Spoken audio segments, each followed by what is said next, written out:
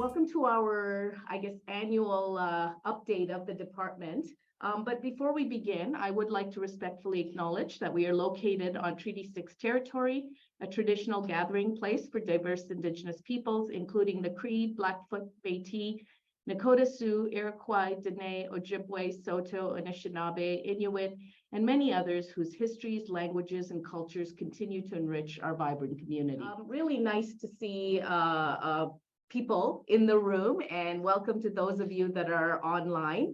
Of course, for those that are here, we'll see how casually I'm dressed, and it's of course always I'm outdone by my leadership team, who tends to dress up a little bit more on these occasions, but that's okay. This is a really important rounds because, you know, as I was going through these slides and asking others for updates, it's a lot of work happens through the year. And, you know, it's scattered and it's constant. And so this is an opportunity for us to relay to everybody really what's been going on. And while you'll be aware of little scattered bits of work that's been going on, this is an opportunity to just share, you know, where we're at. So I really, really value this. Hopefully I can figure out how to try this. Perfect. Yeah. So we'll keep going here. So, of course, we will provide an update on the current departmental structure. There's been a lot of changes, and so we'll highlight those. Outline some of the challenge and opportunities the department is facing across the 4 care pillars, and then discuss the plan for developing priorities. And, you know, there's a lot of priorities, right? Institutional, faculty, but we'll focus predominantly on departmental and how they align with the other priorities that are out in front of us. So just again, a reminder that our mission and our vision has not changed. We continue to be here to improve the health and healthcare of current and future generations through excellence and innovation in our primary mission, which is education, research, and care. Our vision to be recognized for innovative education, research, and clinical care, and resulting in better health and healthcare locally and globally. And this was again reiterated during our strategic planning process, which I'll talk about a little later. That, you know, really our mission and vision hasn't changed. You know, they are very broad statements, but that's what a Department of Medicine exists for. So I really feel that, you know, having it front and center and just as a reminder for us. This is what does make us distinct, and which is our values. You know, I recognizing all aspects of excellence and innovation in leadership, having integrity, respect, and caring. And that's one thing that's really important to me, to make sure that there is that level of respect and caring that you know comes across, because no matter what, through the challenges that we've had over the last 3-4 years, this is something that we can control, which is how we treat each other and also how we treat ourselves. So, you know, collaboration, collegiality, and teamwork in our approach to our primary care pillars, partnerships, and you know, I'll talk about that a little bit more. Transparency and public accountability, and that's one of the reasons that these rounds continue to be important to have. And of course, hopefully you all know, you know, my door is open, my emails are on, so anytime I'm happy to speak to people when there's issues that arise, and evaluation and continuous improvement in everything that we do. So of course, I always get asked, largest department in the institution, largest clinical department in the zone that is based out of AHS facilities. And so how do you do it? Well, you don't do it alone. You need a team of folks to do it. So there has been a lot of, I guess, changes and flux and so on. So just want to bring you a little bit up to date on that. So of course, Francois, you all know, continues to work as our academic department manager. There has been a little bit of change on the AHS side. So Fatima Sabandal Acorn, who used to be our finance manager has now actually taken over the entire AMHSP and academic medicine portfolio for AHS. It used to be Stacy Morehouse, and Stacy has moved up to primary medical affairs. So Fatima deals predominantly with AMHSP matters. And then, of course, our core leadership team, most of whom you'll hear from. So Vijay remains in his role, Evangelos and Adrian and Elaine, who you are all familiar with, and you'll be hearing from some of these folks in a bit. There's been a massive reorg with regards to our division directors. So I counted, we've had 6 new faces since you last saw this slide. So I'll just highlight a few of them. Dr. Tara Arneson, who comes to us from the University of Saskatchewan, has taken over the Division of Endocrinology as DD and Section Chief. Hopefully you've all had a chance to meet her, but I'm sure you'll see her either this afternoon or as the months progress. She had basically started with us just prior to the summer. Clarence Wong, who is our division director for gastroenterology. He was the previous section chief. He has now taken over both roles and so is serving in both the academic and the clinical capacity. Dr. Jennifer Ringrose has taken over as the division director for general internal medicine. And Dr. Brian Wurzbach, this should not say interim, my apologies. He is the current section chief for the Division of General Internal Medicine. So the two of them have taken over those roles. And then we have Dr. George Elliker. So many of you reached out to me when the notice went out about Dr. Miyazaki. You know, the amazing thing about the Department of Medicine is we do breed leaders.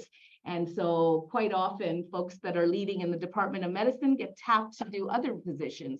And so Janice Miyazaki, our former division director and section chief for neurology, has now moved on to the role of zone clinical department head for neurosciences. So that's where that move happened. And so currently, Dr. George Elliker has kindly agreed to fill that very large seat in neurology as section chief and division director. And then similarly with Dr. Chester Ho in the Division of Physical Medicine and Rehab, he has moved on to another leadership position within AHS as Facility Medical Director for the Glenrose Hospital, and he continues in his role with the SCN. So with that gap, we've currently got Dr. Vivian Mushauer, who's in the room, serving as our interim division director, and Dr. Heather Lindstrom, who is serving as our section chief for physical medicine and rehab. And they've been in this role for a while and have been doing an outstanding job as our search and selection has continued on. And then last but not least, we have Dr. Stephen Cates, who has taken over as division director and section chief in the Division of Rheumatology. So lots and lots of changes. One thing I didn't mention is we also have a new director of finance. Basically, Adrian had been serving in that role for, I would say forever and a day, probably. And although his picture is not here, Dr. Jacques Romney has now taken over as our director for finance. And you'll be hearing from him when we have our AMHSP annual general meeting. I believe it's next week or the week after. So sorry, he appears here. Lots of other changes as well. So with Janice moving on in her role, Dr. Lindsay Bridgeland has kindly agreed to take on the role of Director for Equity, Diversity, and Inclusion. So welcome to her. And another massive role with Dr. Stephen Cates moving on in his new role, we have a new core program director. So once again, the largest Royal College program within this institution. And Dr. Tirza Carpenter is leading in that role. She's doing an outstanding job. Dr. Jarudi and Dr. Satendra continue as directors of graduate studies, and Dr. Lee took over last year as undergrad director. And then, of course, we have Dr. Morales. who is Director for Clinical Faculty. So we did identify a new role this year. We have a ton of fellowship programs. So for those who don't know, fellows are not subspecialty residents. I'll just make that clear again, right? Fellows are after residency, additional clinical training that takes place. And they're not really Royal College under the Royal College umbrella, except for certain ones that are AFCs. It's very complicated, and I call it the wild, wild west in terms of fellowships. And so we really needed to rein in some of the standards and requirements with regards to all the fellows that we have within our department. And so we identified this new role, and Dr. Cecile Fan, who herself has been a fellowship director for a very long time, agreed to take this on and has already undertaken a massive number of changes. So really happy to have her in that role. And then, of course, we have the bulk of the clinical work, which is led by our site chiefs across the Edmonton zone. And so the new face here you'll recognize is Dr. Tracy Bryan, who's serving as interim site chief for the Grey Nuns, taking over from Dr. Jay Varghese. And then we have all of our usual suspects and familiar faces here who continue in those roles. And of course, you know, our clinical capacity continues to be challenged. Anyone who's on the wards right now knows, you know, we're facing this constant barrage of EIPs, over capacity, hallway patients, and so on. And these individuals have been heroic in terms of addressing these issues that are ongoing. And last but not least is this group that I really rely on to help make a lot of our massive financial decisions. We have a very large AMHSP budget, and you know, of course, it can't rely on one individual alone. So we have our AMHSP Management Committee. There are some new faces here. We'll give you some more details at the AGM, which will happen in a couple of weeks. And we're also looking for newly elected members. So you should have gotten a memo about that. And if not, you will be. So please think about stepping up for this position. All right, so what is the workforce scene? So, you know, even though we talk about challenges with workforce recruitment and budgetary challenges and things like that, I mean, we've still seen massive growth within our ranks. So just to summarize, we hired one new professor on the AMHSP and 2 professors that are PhD scientists. So, you know, yes, that's despite hiring freezes and all the rest of it. We've managed to continue to grow even in the higher ranks. So I'm really proud of that. We have 2 new associate professors. One of them actually switched from the clinical track to the academic track, and another one is a completely new hire on the AMHSP. And then we've added 5 new assistant professors on the tenure track within the AMHSP. So overall, that's a net gain of 10 new academic positions. And then on the clinical AMHSP side, we've hired 5 new clinical academic faculty to help us with the workload that is so unique within our AMHSP that really can't be addressed on other remuneration mechanisms. So again, a massive growth there. Overall, we've seen a net you know, growth, despite, yes, we've had leaves and retirements and all the rest of it, but we're still continuing to grow. So it is a net positive growth. And then in terms of overall clinical academic faculty, we've added 5 new assistant clinical professors on top of the AMHSP faculty and 27 new clinical lecturers. And then, of course, we have ongoing recruitments with locums and then fee-for-service physicians that help us with our clinical work that don't necessarily have CAC appointments. So lots and lots of work happening. And I'll just say this year we were able to introduce the ability to do contractor AMHSP positions.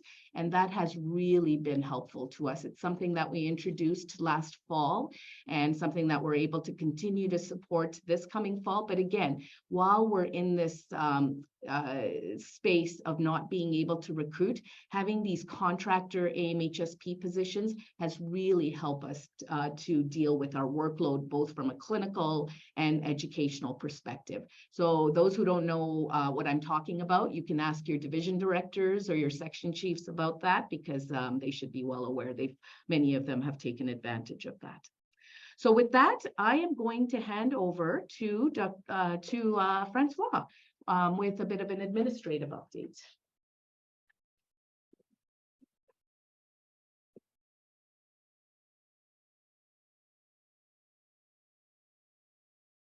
Thank you, Dr. Kassam. I am always technically challenged, so we will see if I can. Yep. Thank you so much. So, as you know, there's been a lot of things happening within the administrative area. So I just wanted to be able to provide you with a view of what the senior management team and what the organizational structure currently looks like. As you know, we had the restructuring to align with the SET initiative, and this is what we currently have in existence at this point. You will notice that there's a whole bunch of dotted lines, and it looks a little bit convoluted and a bit of a mix-mash, if you will, but that's because of the SET structure that has been put in place. So, for example, an individual like Margot, who's our finance partner, or Kendra, our HR partner, these individuals do not actually report directly into the department. They report into the finance partner network and the HR partner network, respectively. And so they report into those areas and then liaise with us in terms of the work that they do. But I think you'll recognize pretty much all of the names on this organizational chart. Many of the individuals have been here for quite some time, and I am incredibly proud of all of the work that this team has been able to undertake over the last year and a half, especially with the SET transformation. So speaking of SET, technically it is now complete. I believe it was completed at the end of March of this year, but the work continues. So with SET, as you all know, the university attempted to undertake an institutional transformation that generally takes about 5 years. They tried to do it in 2. So there's a lot of work still to be done. So what they've done at an institutional level is they've created the University Initiatives Office, which is continuing to undertake that work. The UIO is currently leading the Continuous Administrative Services Improvement Program. So we don't have enough acronyms and they have to give us a long one like this. But what the UIO and CASIP has done is they've identified approximately 75 priority initiatives that will be undertaken. Yeah, 75, if you can imagine that. I hear the laughter. But 75 initiatives that they would like to undertake and complete within the next 18 to 24 months. So that means that just with the SET initiative, that there will be more changes coming that will impact the department and a lot of the work that we do. But we'll see what happens, because we don't know what that's all going to look like at this point. I do understand out of those 75 initiatives, a significant number of them have to do with IT systems. We all have massive frustrations with the systems, their lack of interconnectedness, and some of the difficulties that we have with those. So those will hopefully at least be a significant improvement. So with respect to the restructuring, as I mentioned when I went over the organizational chart, is that we're basically near the end of our restructuring. There are some small items that do still need to be cleaned up. We are currently looking to recruit a facility support staff person. I don't know if many of you remember Doug Van Tour, but when he left, that created a gap that unfortunately Rayanne, for the most part, and myself somewhat have had to try and fill, which has been a little bit difficult for both of us. So we are looking to recruit that position. What we will be doing as time goes on is ensuring what the workloads are in the different areas. I do know that there has been significant training of all the staff in each of the pools of services that are being provided. And every day basically is a learning opportunity with new things arising that are just embedding the expertise that is required to provide the support to our faculty members. And that will be a continuous and ongoing process that we will undertake. And I'll hand it over for research updates. Okay.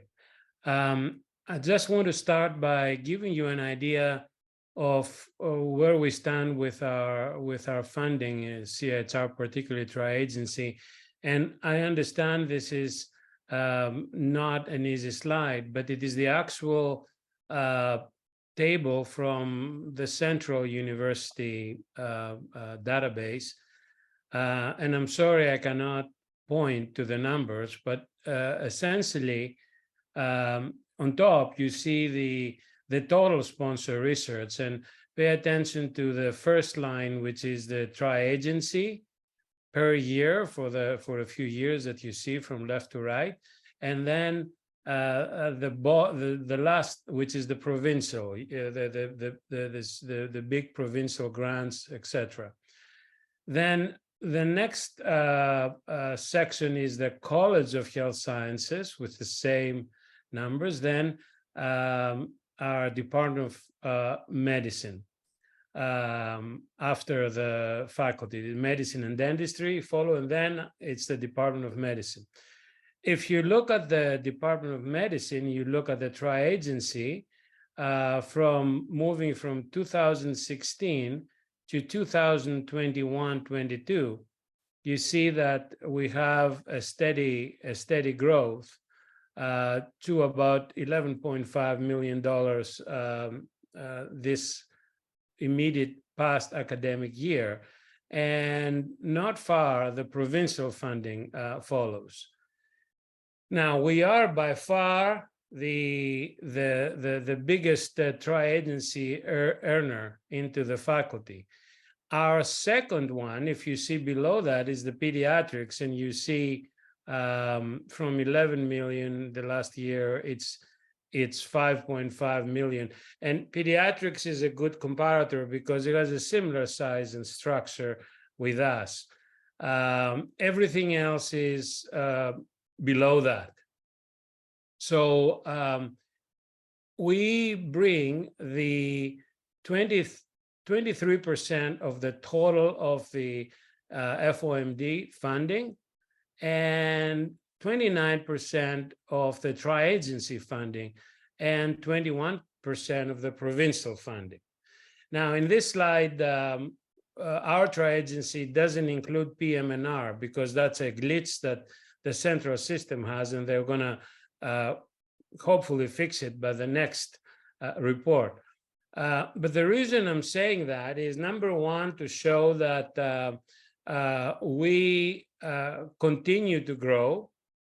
Number two, we had a bump like everybody to the COVID years because of COVID, you see 2021. But while the college dropped again to baseline, we continued to that level. And the reason to bring this up is not just ego, but it is hopefully going to help NARMIN negotiate the things that result from the tri-agency funding. A lot of people do not realize that the number of Canada research shares that we get or the CFI allotments that we get are based on the funding of the tri-agency dollars that the university gets. However, the committees that allocate the chairs and the CFI do not take that into account at the moment. And the assumption is that everybody contributes the same, and in a Canadian way, everybody needs to be treated equally. But perhaps this has to change, or at least we could try. The next slide shows our distribution at the same time, and towards the middle there, you could see our CIHR.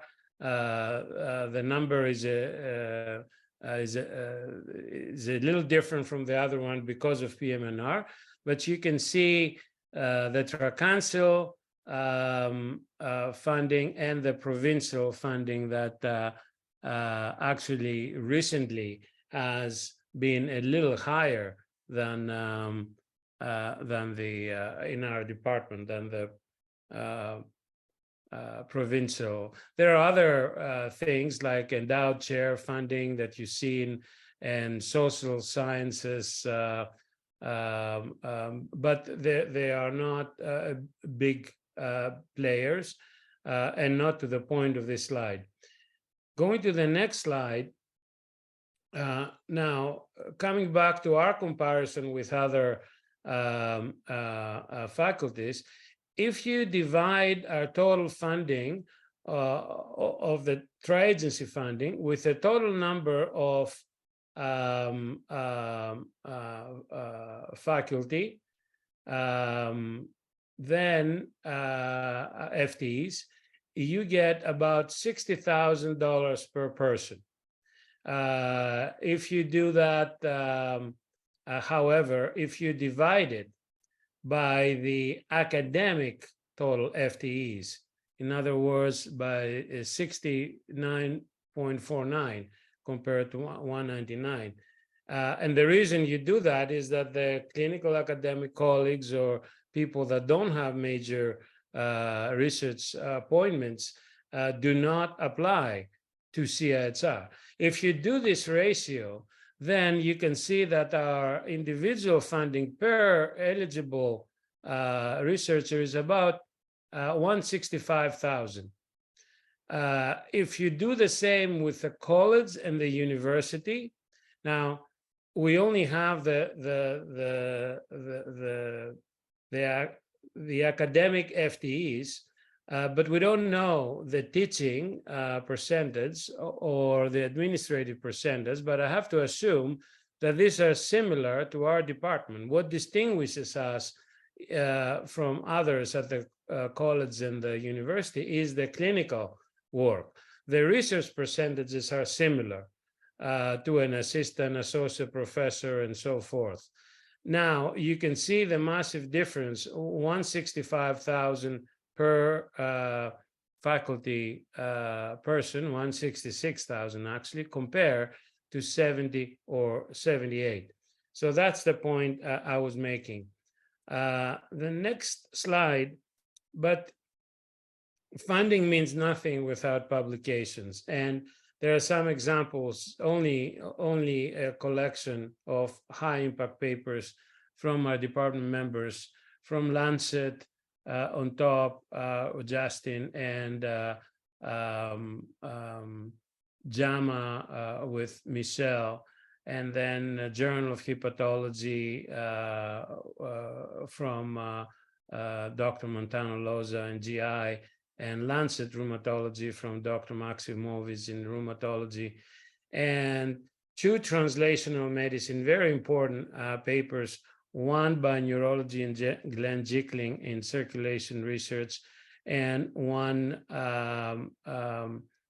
by Gopi Sutendra from cardiology in science translational medicine for translational research. This is just an example of high impact papers, and I'm sure there are others that could have been mentioned, but had to just select a few.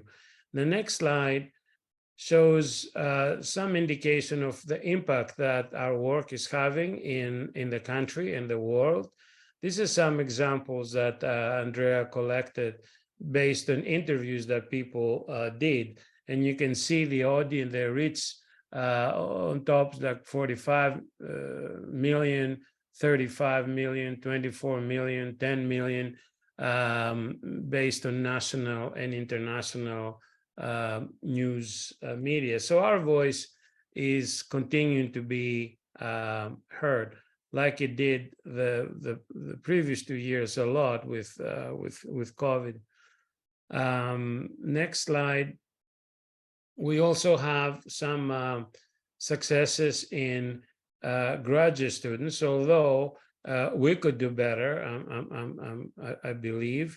There are fellowships that our graduate students get from national and international agencies, from,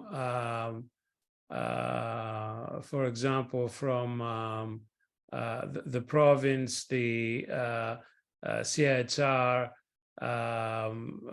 the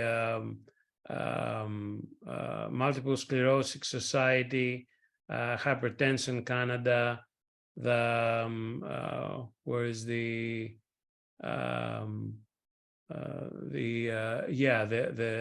Adsporo graduate students, and there is nephrology, International Society for Nephrology Fellowship in postdocs, as examples of distinction. Next slide. These are just to mention two initiatives that we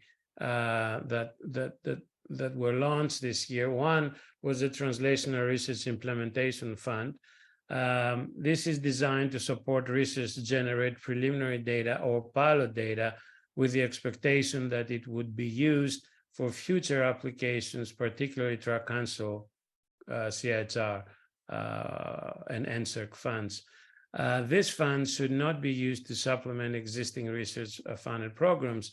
And we had the committee and distributed the money that we have for this year to Mahes Kate, a junior faculty from neurology.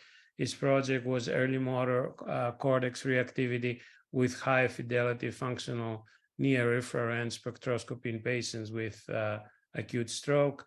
Another one was from Cynthia Wu in hematology, a smart garment for deep vein thrombosis prophylaxis, a pilot feasibility study. And the biggest of the three went to Douglas Zokodny, who had an excellent proposal on the novel molecular approaches to enhance neuroregeneration. The second project is that we started the internal CIHR review process. It was started with the help of Jay Babiak that joined our research office. And this is designed to better review our internal grants by using reviewers that are meant to be CIHR reviewers based on them having received more than 2 CIHR grants previously and being members of CIHR committees, as opposed to the non-discriminatory kind of selection of reviewers that the faculty does. So we do it in a randomized way with the faculty, and hopefully in 5 years we will know if using better reviewers results in better grants. The last one, the initiative that is not here because we're not ready to show it, is a reorganization of the website, the research website, with a lot of work that Eleni did, having specific answers in a question to a question and answer point from everything that you need to do practically when you start a lab, when you start a clinical trial, when you want to hire a student, a research nurse, write an ethics applications, check the finances of your grant, and so forth.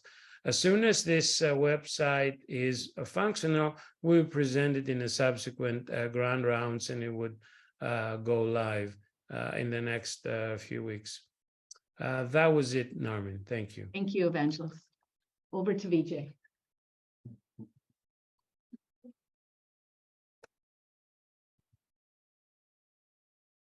All right, so moving on to education. It's already been said, but I start this section always with sort of thank you and welcome to new people in roles. So again, a huge thanks to Stephen Cates, who served 5 years as both our program director and director of postgraduate medical education during a very difficult time, steering our program very successfully through the pandemic. Welcome to Tirza Carpenter has been mentioned, who stepped into this role. Alicia Strand actually took on the role of Associate Program Director of Assessment probably just prior to his last academic year, but I may have just failed to mention her, so I just wanted to make sure she got recognition for stepping into that portfolio, taking over from Sarah Troster. Ashley Whidden has stepped into the Associate Program Director of Competence. That was the role Tirza was in before she became Program Director, so thank you to Ashley for that. Jason Weatherald has stepped into the chair of the Resident Research Subcommittee, taking over from Ainsley Hildebrandt. And so our thanks to Jason for taking on that role. And we've had quite a lot of strengths in the Resident Research Subcommittee over many years, thanks to the leadership of Ainsley and those before her. Crystal Chan took over as our MCQ and OSCE director for Med 546. So in a lot of the changes we did in the past, Rebecca Lee actually took over what was 2 separate clerkships, running both of those, and had some help in terms of running both the MCQ and the OSCE, and Crystal's done a fantastic job over this past year. Jaggi Rao has taken over as Program Director for the Dermatology Residency, and our huge thanks to Eunice, who served in that role during a very difficult time. Brendan Halloran has taken over as interim program director at a very important need for the gastroenterology subspecialty residency. This last year, the role was kind of shared between a group of people. Brendan has stepped up to take on that role, and Karen Croker had stepped down previously from that role after serving for quite some time. And lastly, as Norman already mentioned, Cecile Fan is in a new role, as she described, Director of Fellowship Programs. So a huge thanks to a huge group of people who've stepped up at a time of need, and really important people playing important roles. So moving on to undergraduate education, I'm sort of the messenger for things Rebecca Lee wanted to pass on. And as always, the first thing is huge thanks. When Rebecca reviewed, as well as Daryl Rolfson as Associate Dean, all the evaluations from our students, what comes out loud and clear is a huge amount of thanks to the fantastic teaching from our preceptors, clinical academic preceptors across the zone, as well as from the residents. Huge amount of praise there, so thank you so much for that. Always the flip side, you hear ad nauseum, is yes, EP is continuing the MD program. Some changes are the forms are going to be shorter in the MD program. And one of the things that we're continuing to strive for is that things are submitted within 24 to 48 hours. We actually have pretty good data that I want to say something like 60 to 70% are submitted in the first 24 hours. So that's fantastic. We're continuing to strive to get most of them submitted within 48 hours because we know delays in feedback, there's a delay in the utility to them. One of the things that has come out occasionally, so this is sort of a very minority of cases compared to the great amount of work that's done by preceptors, is you're sometimes in a position where you're not quite comfortable with what you're seeing in our learners, especially in the MD program. But it's okay to have concerns, and if in doubt, reach out to the principal teaching physician early. And the key thing is to document and discuss with learners, because we never want learners to find out weeks later they got a bad evaluation. So just talk to the PTPs first if you're unsure how to frame things, and then make sure you talk to the learners. In terms of other updates, there is a new academic half day that Rebecca and the group have introduced on common call emergencies. I was just on service last week, the first week, and the students were very excited to have this. To have a session at half day, just what to do for common call emergencies. We continue to transform our assessments back to in person. The OSCEs had been in person last year, and now MCQ exams will be in person. In Med 556, the UME program had been developing a new clerkship allocation algorithm, and Med 556 was one of the first to try it out, and it's gone quite well, and they're going to continue to use that. And last year, one of the big priorities was to make sure our fourth-year students got clinic experience, and that has gone quite well, and there's ongoing successes there. Last slide for you and me is just a huge thanks to all the individuals who supported the undergraduate accreditation. The MD program received full accreditation. Obviously, there's areas that we need to work on, but there definitely was a lot of strengths there, and we'll continue on in that journey. In postgraduate education, I mean, we have to be honest, Tirza inherited a very strong program from Stephen, but has continued to work to improve that. U of A continues to be a leader. I mean, this comes back to our vision statement that we want to be leaders and innovators in all aspects of education, research, and clinical, and definitely our postgraduate programs continue to be leaders in comps by design. One of the main things that Tirza has continued to work on that has already been a strength, but just dealing with call schedule. Stephen did a great job in his term in terms of our call pool, but Tirza has continued to expand and look for ways to cover it, because we all experience that. Residents get sick, we get sick. We want to make sure that patient care doesn't suffer. For those of you who have done a lot of teaching in the MD program is going through a change where they're centralizing their recruitment. There's good and bad to that. The bad is sometimes many emails, but if you're not getting the emails, you can just send an email to ume.recruitment@ualberta.ca, and that way you can get on the list to look at all the offerings through the year. So they're trying to get away from the last minute desperate pleas all the time. Moving on to faculty development, this slide is almost verbatim from last year, yet the first point feels very heavy. We continue to support you in your annual report, and I'll continue to support you as my beard and hair continues to go gray. Yes, there's problems, but I'm always looking at the positive. The FOMD is the biggest faculty on campus. The Department of Medicine is the biggest department on campus. We have a huge say in how our FAR system can be revised in the future. So please keep the feedback coming. Gloria collects them every week, sends it to me. We put it in 2 boxes, things we can just communicate better or things that the system needs to change. And with the FOMD at the table, I'm optimistic we can push that. Now, we do hear there's 75 priority areas, a lot of them on tech. You know, IST was really defunded through the set changes. That's part of hopefully what will change in the future. But we do continue to offer a mentorship program, promotion package queries. We encourage, you know, or especially our assistant professors as they're coming up to reach out to me. Lots of opportunities, department, if you're not sure where, if you're one of the few faculty who aren't overspent in their time, or they're just looking to maybe reinvent themselves, come to me, and lots of faculty development opportunities. The one big thing I want to highlight is a collaboration with WellDoc Alberta. So WellDoc Alberta is a separate entity that looks at physician wellness, and they've approached us in a couple of sessions that we've been running. One is with our brand new clinicians. So not necessarily academic, but just brand new clinicians in the first several years, that transition. We've had a couple of dinners that happened in the spring. And the newest thing I want to put a plug in for is for mid-career faculty that we have a new session that's coming up in a few weeks. If you are mid-career, you should have received an email from me. If you did not get that email, you can send me an email, and there'll be a session coming up in October. I think it's my last slide. Yes. Last year I reported we were very close to launching clinical teaching modules for those who can't come to the in-person clinical teaching workshops. They are now live. We've had, I think, over 80 faculty and some residents also register in that. So if you're interested in that, feel free to send me an email. Moving on to Elaine.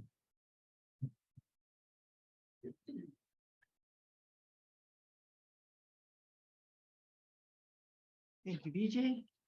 So in terms of clinical updates, I'll keep this relatively short, but huge kudos to everyone who does clinical research, clinical work, all the quality improvement initiatives that are done. We have several different updates. So in terms of hospital activities, we have substantial support, just to call out to Fraulein Morales and Yvonne Serrani, and all of the site chiefs, division directors. We have some updates from the different sites. We have regular meetings that are occurring with the UAH Medicine Joint Practice meetings, where we have regular updates which are coming through from Dr. Morales. We're all aware in terms of COVID and the impact on our hospitals and ongoing issues that we have. There's been Connect Care launches, and it's interesting now seeing the happiness of having Connect Care being launched, but all of the different sites that have started Connect Care as well. And I wanted to call out support from Phil DeLuca, Kim Nagel, and Samantha Perriman, who have been supports from the administrative side. As we're aware, there's reassignments, redeployments. We have regular zone meetings. We've looked in terms of capacity, so clinical volume, which has been one of our initiatives that we've done over the last year. And just so people are aware, I wanted to highlight this as well in terms of out-of-province patients for ambulatory, that non-emergent, non-surgical ambulatory services physicians may accept out-of-province ambulatory referrals where surgical intervention and inpatient and intensive care are not anticipated or required. So if you're not reading the regular posts, just so you're aware of this, and I thought that this would be an important site to discuss it. In ambulatory, the interim director, Elizabeth Sieb, completed her tenure, and it's now currently Krista Sharoon. We've done other activities, including the KEC Code Blue response, which is being currently worked on. There's been resumption of operations meetings. We worked on a clinical dashboard looking at activity to provide information back to chairs and section chiefs. We've worked on quality assurance reviews, patient concerns, and one that I'm really proud that we've got now is the prescription refill project. Anybody has worked with the prescription refills online in Connect Care? Noticed any difference? Yeah, there's been some people. Anybody happy with it? Yes, extremely happy. Thank you. That was from work that we've done through here. So the Edmonton Zone Medical Quality Council, we've had significant work through here, and a shout out to Pam Mathura and Yvonne Serrani, who are just stellar in terms of the work that they've continued to complete. From our infrastructure within SEIC, Strategic Clinical Improvement Committee, we've got collaboration for many years, active members across the department, and we really align with AHS quality departments, including the Medicine, SCN, Zone, and Hospital. We've had medical students who've been involved in work, residents, and completion of a PhD in healthcare quality, which is the first in Canada. Scholarly activities continue, and there are presentations at national conferences as well as Research Day, which was lovely to have in person. We received from SEIC, the Strategic Clinical Improvement Committee, an AHS Cares Award, and funding continues to accelerate. Lots of different projects, notable projects which are continuing, and you can sort of see all through there. I'm not going to belabor them just in terms of time. We're working in future directions upon mentorship and expansion of formal QI opportunities.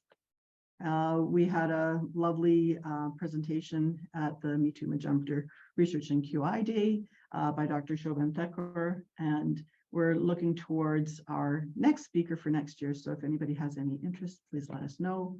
Clinical activities, just in terms of alignment with Ernst & Young, which was 2020 already, but looking at like lengths of stay, ALCs, and leveraging care models, which has been undertaken. And just a few site updates from those sites who did respond back. Happiness in terms of being on Connect Care. Grey Nuns is running 5 teams per week, and as in all sites, they suspect that they need more manpower. Misericordia is also on Connect Care and excited with this. Royal Alex, hearing back from Dr. Sia, as of July, the GI inpatient service dissolved, with GIM assuming the inpatient care of patients. GI started a second consult service dedicated for the ward consults to help with that activity. ACBI work continues, and entering timely discharge dates and completing timely discharge summaries has been in excellent compliance. And looking at these metrics has been very important, continuing to work on order sets and improving mobility. And that's quickly mine. Thank you very much.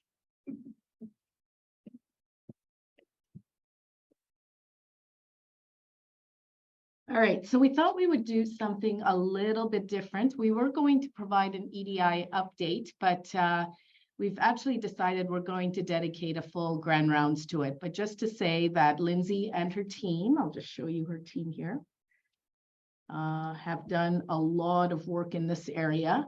So just a huge thank you to the team. Stay tuned and we will continue to provide updates. As you all know, it's annual report season, which is a mixed blessing. The positive part, which I'll always focus on, is being able to meet all of you. I mean, you know, I try and walk downstairs and walk to the cafeteria and on the wards and in the Emerge. I'm sure many of you have seen me. But you know, it's not the same, right? We're in the middle of the day and so on. So this is really I welcome this opportunity to sit down with all of you and hear about your successes, hear about your challenges, and really celebrate what has happened over the previous year. And the way I look at annual reports is, yes, there is this cumbersome, if you will, report to fill out, but really at the end of the day, it is an opportunity to reflect on what has happened over the past year. And, you know, I've already started this page of notes, I guess 4 years into it, I finally learned of all of those accomplishments that we need to continue to highlight in our annual report. And to that end, I know we were a little bit late on it. We plan for next year to get early. Our 2022 glossy annual report just came out a few weeks ago. I hope you've had a chance to look at it. Once again, amazing work that's going on. Although what really I feel we don't capture everything. And so, you know, what we did capture, I'm really proud of what this department accomplishes. You will have noticed that with your annual report meetings that we have gone forward and continuing to be efficient with for those that are on the AMHSP with our ISA processes. So you'll notice that we're actually going forward with our I have to keep the years straight, the 24-25 ISAs. I mean, ultimately, and again, we'll talk about this at the AGM next week, what we're, you know, the fact that we have to renew these on a yearly basis when really we know that job descriptions pretty much stay the same is an Alberta Health requirement. We are trying to lobby for changes in that, but nonetheless, there are ways that we can make it more efficient. And so that's what the plan is moving forward. And that's why we're asking people to move forward and approve their 24-25 so that we can just make it one process. Because what I heard from all of you over and over again is, why is there, you know, these meetings for AROs and then a meeting for ISAs and then, you know, and so we're just trying to be as efficient and as, you know, being aware of your time. So just a couple of things that are on the horizon. So many of you participated in our strategic planning exercise, and we are close to the end. The whole idea is we are going to have a page of goals and objectives. We're almost there. We have our 4 goals, or 4 objectives. We're just finishing off the goals. And what we're planning to do is really disseminate that and then have a fulsome discussion, whether it'll be at Grand Rounds or another forum or what have you, to talk about implementation, because this is not my strategic plan or Dr. Wegg's strategic plan. This is really the Department of Medicine's strategic plan. And so we need to make sure that, you know, we all are participating in implementation and in getting buy-in and moving forward with it. And you were all a key part of making it happen. I'm sure Francois is just going to cringe when I say this. One of the things that we've talked about a lot is a common community space for our department. And, you know, I know my predecessor, Barbara, before me worked on this. I have really, since we've come back in person more and more with COVID, I've really put a lot of time and effort with Rayanne and Francois and others into trying to make this happen. There are a lot of obstacles, which I won't bore you with, but the bottom line is we are moving forward with this. It won't be an ideal environment, and I call it a community space to be politically correct, but really what I'm talking about is a lounge, is a place for us to gather. And yeah, I know not everybody will use it, but I've heard over and over again that we need to form connections. And there are various ways of doing this. Our event this afternoon is one of those, having our picnic. having a common space, having this opportunity to meet and see faces and see your reactions to things that are being said. These are all opportunities for us to connect. And I think we need more and more of that as we continue to recover from the last 3 or 4 years. So stay tuned, more to come on that. The second, initiative on the horizon is, as we've come back with, more in-person, more connections and so on, there's been and maybe this was always here, and, I call myself the COVID chair, but there are more and more challenges with interactions. And I don't know if these are things that are just being identified now because we've all been in our little cocoon with a screen in front of us and now we're, sort of out there, or if they were always there and they were just hidden over the past couple of years. But, just have noticed that there are more and more challenges with interactions in various teams.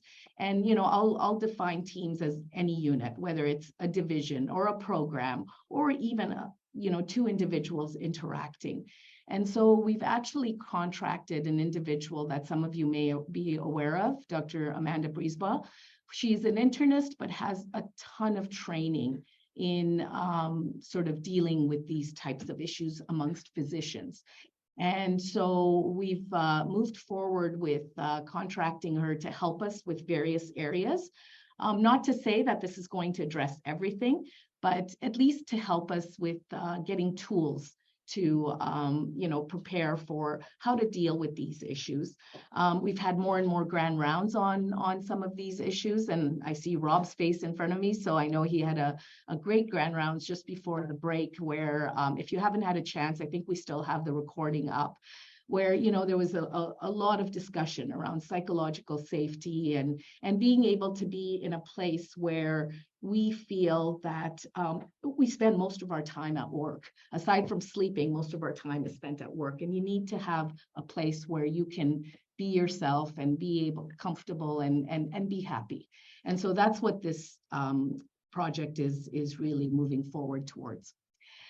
The last thing I'm going to talk about is the Clinical Scholars Program. So we've always had this opportunity, and many of us are here because of it, where after your clinical training, being able to sort of go away and get your academic training or get training in other areas where that you can bring back to the institution and have, I won't say a guarantee, but at least some reassurance of having a job, having a position, and so on.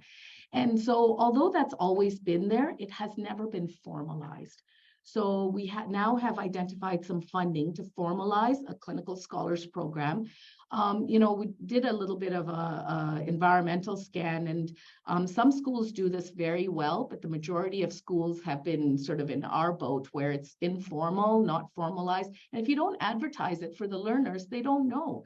And so really excited about that. Just as Evangelos mentioned that we're updating our research page, we're just in the process of updating how to get access to the Clinical Scholars Program. And of course, we're going to be counting on many of you to be supervisors and helpful in sort of developing this further, whether it's a master's program in various areas, Masters of Science, MPH, Master's Education, what have you, PhD programs, or other areas. So stay tuned for that. We'll be advertising that very heavily.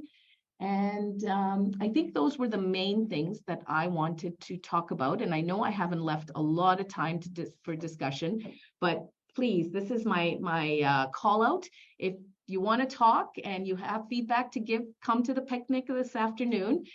We have food that's going to be served at fun trucks that I know Andrea and the team have planned, and prizes, I believe, and so on, and hopefully a big picture and all the rest of it. But hopefully you can come out, and I am more than happy to answer any questions, have conversations, and I know all our leaders are going to be there as well. So thank you very much. I'm really excited about this upcoming academic year and look forward to meeting all of you over the coming weeks and months and working with you over the year. So thanks, everybody.